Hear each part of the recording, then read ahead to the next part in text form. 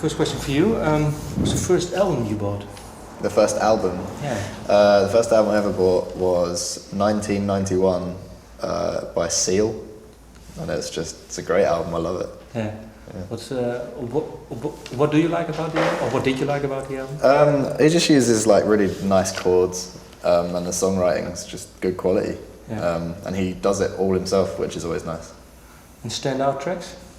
I love a track called Killer and another one called Future Love Paradise. Do you like the album too? Yeah, not as big a fan as Howard, but yeah, like it's just one of those albums that was always on our houses because our parents liked it. So. Okay. And what's the first album you bought? I don't really know. I know the first single I bought was Remix Ignition by R. Kelly. Okay. I don't know what the first album was. Yeah.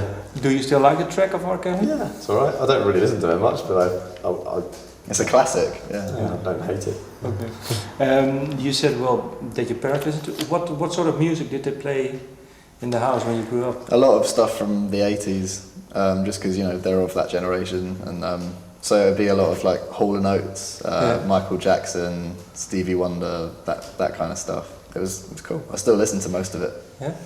What sort of decade was it music-wise for you? Was it a good one? The 80s? What, the 80s, yeah, definitely. It's such a creative one.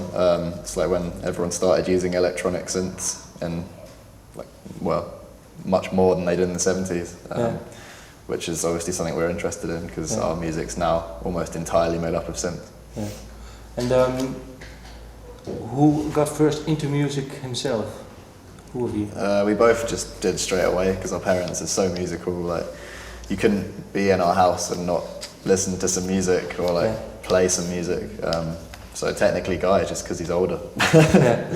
I started playing drums when I was about 3. 3 years old. And your mom and dad had those instruments in the house? Or? Yeah, just lying around the house and stuff. Yeah. Did they play themselves too in a band? Yeah, our dad was in like a rock band in the 80s, and they toured around Canada quite a lot for some reason.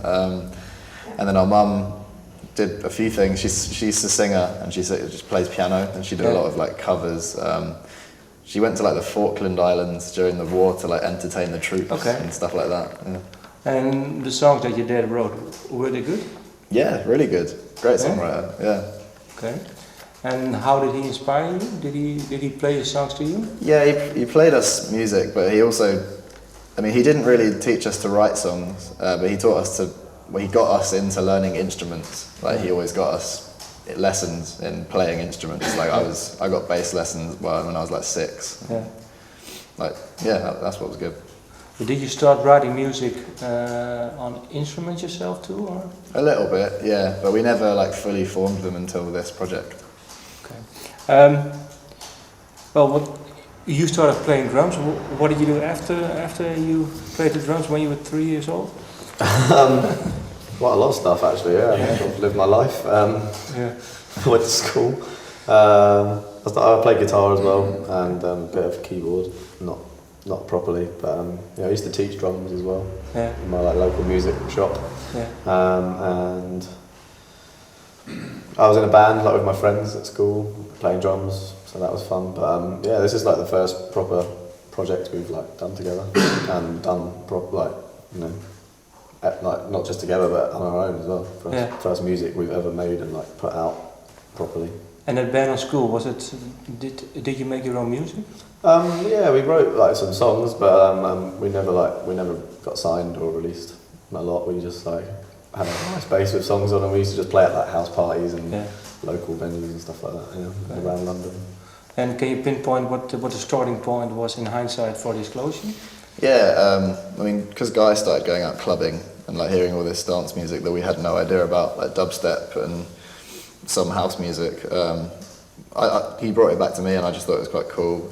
So I started like making some beats just on a laptop, like our laptop. And then because Guy was doing music technology at school, he was like, "Oh, can I mix what you've done? Like, can I produce that just as practice?" And then we had these 2 tracks, and they ended up being our first single. What sort of club track did you bring to him when you were clubbing? I showed him people like Joy Orbison, and Burial and Floating Points and that kind of thing, like Lone. Just all these kind of UK producers as well who are just making like really forward-thinking music, and like James Blake and Matt Kimby. But those ones particularly, James Blake and Matt Kimby, were like the ones that really spoke to me, just because it's so musical. Like it's this dance music, but the actual musicality of it is so high, which is unusual.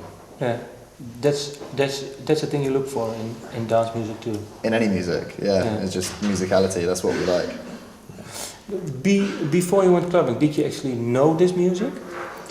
Not really, no. I knew I was into hip hop when I was a teenager, so I knew like about making music on computers, like with samplers and machines, but I didn't really I didn't know that how to do it. And all the dance music that I heard was in the charts, and I just thought it was all really bad, so I didn't really have interest in it. I knew there was like an underground club scene and all this stuff from Chicago and Detroit, but I just didn't really want to know about it, because all I wanted to do was play the drums. Yeah. And then I just sort of slowly stopped wanting to play the drums and wanted to start making like whole songs, and that's, I don't know, we just kind of fell into dance music. When he showed you his first piece, what did you I was doing music technology at college, like just studying, so I just wanted something to practice with, anything. Like Hal could have made anything, and I would have just like mixed it for him, just for like fun. I remember just saying, "Can I mix that for you, mate?" And then that was the first Disclosure song. But was it good? I mean, you have to like it, of course. Yeah, well, you can hear it, you judge for yourself. Yeah, but for you, when did he surprise you, or? Don't know, not really. Like he's pretty musical, so I wouldn't have wanted to mix it if it was bad. So it must have been pretty good. Pretty good. That first track, and how did you decide then? Well, let's go further and release tracks. So how did it go? Yeah, I mean, just because it went down so well, we just thought we'd better carry on with this. Yeah, we had them on MySpace, and Moshi, the label, just kind of sent us a private message just saying, "Can I release this?" ? And we were like, to us, I was 15 and Guy was 18. We didn't know what releasing it really meant. Yeah. Like we didn't know. Does that mean we've got a record deal now? What is a record deal? Yeah, but really, it was a great thing. It was good for us, just because they were basically offering to put out our single for free and get it out to loads of people, and it was great. But did you think about it when you put this on MySpace? Was it some sort of goal for you to have it released, or? Not really. We just kind of wanted to see what people thought about it, and like we sent James Blake a message being like, "What do you think?" Yeah. And loads of people, we sent everyone messages saying, "What do you think?" And James Blake was one of the only people to reply, just saying like he loved it. And like he like analysed the whole thing. Like he sent us like 4 paragraphs of writing being like, "I like this part at 1 minute 33 where this happens," and like. What did he say? Do you still recall one thing about he said? Like the just basic stuff like the chords and how it built. He just saying. Just talked about the chords, and then I don't think he loved it. I think he just thought it was pretty cool. No, but for him taking the time. Exactly. This was like before he blew up, so yeah, it was cool. Yeah. Oh, it was before he blew up. Before he blew up. It was like 4 years. And then we met him at Coachella or something like that this year for the first time. We'd never met him before, and we were like, "I doubt you remember, but we sent you this beat," and he was like, "Yeah, I've still got them." Like I love those beats. So that's cool. It was interesting.